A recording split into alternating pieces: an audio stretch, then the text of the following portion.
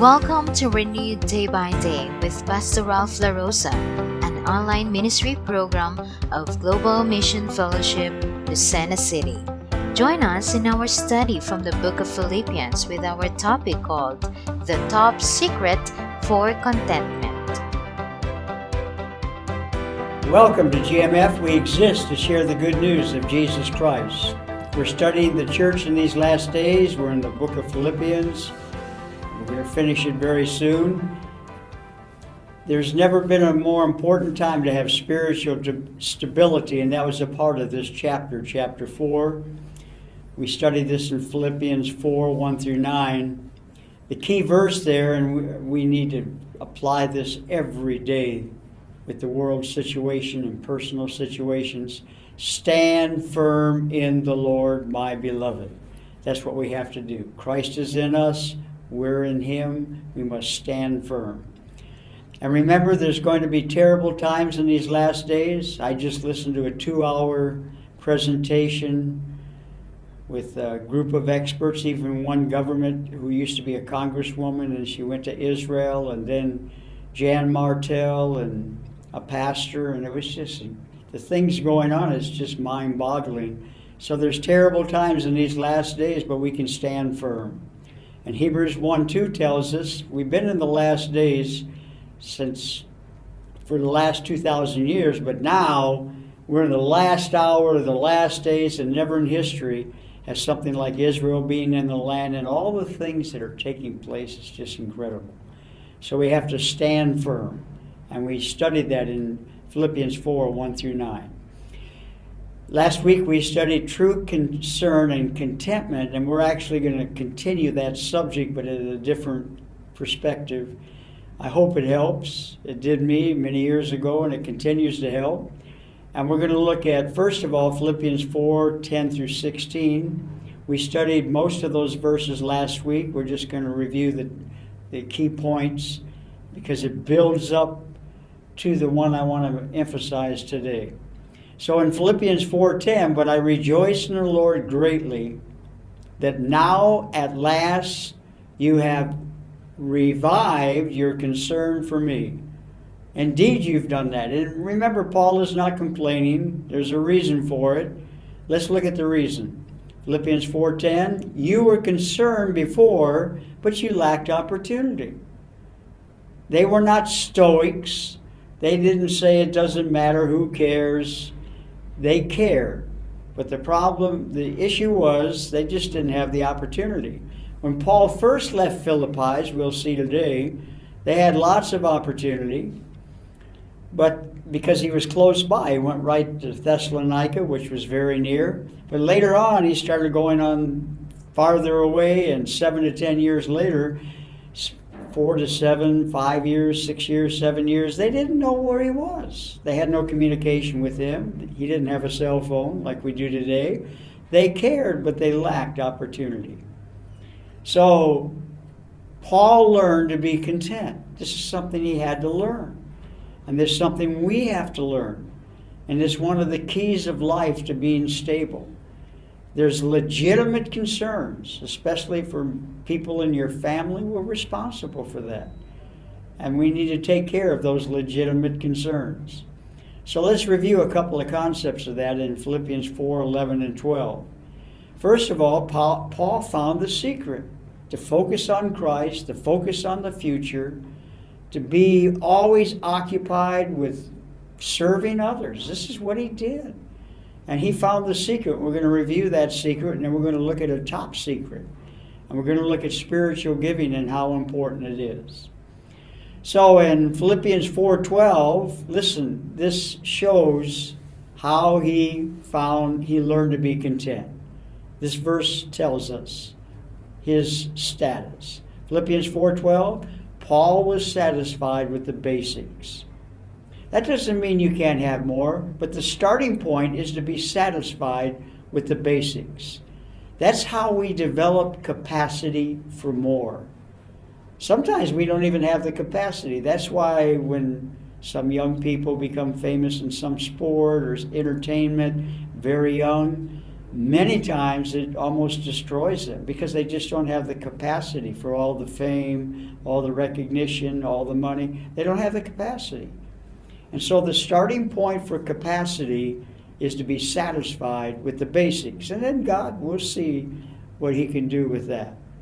So in 1 Timothy 6:8, listen carefully. This is Paul writing to Timothy.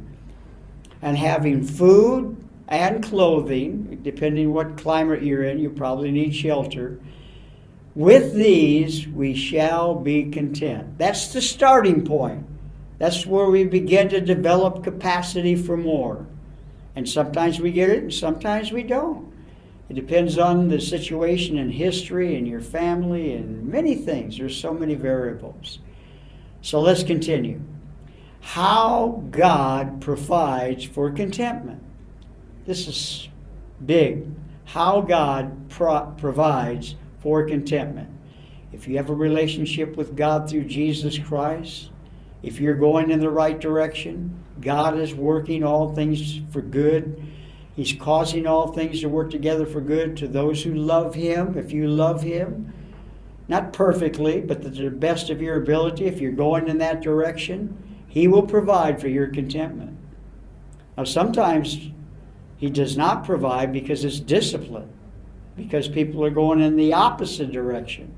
And so we must understand that. In this is such a powerful verse, Philippians 4:13. I can do all things through Christ who strengthens me. Once again, one of the secrets of contentment is to focus on Christ in all things, everything.